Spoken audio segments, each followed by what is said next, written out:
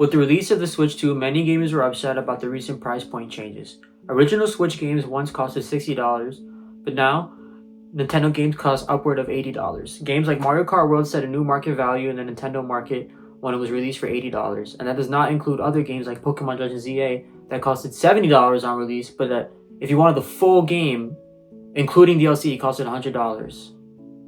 To understand how consumers have been impacted by Nintendo's recent price changes, I interviewed several people involved in the gaming community to understand how they have been affected by Nintendo's corporate greed.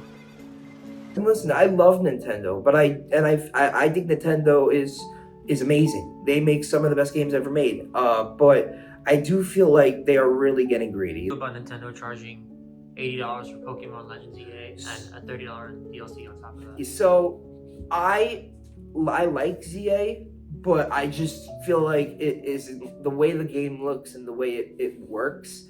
It just doesn't feel like it should be like $80. Like that is a lot of money for a game that barely looks good.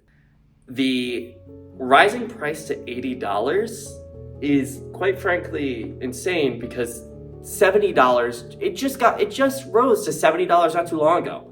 And Nintendo's the only one who's doing it. They're just taking advantage of their obsessive fans.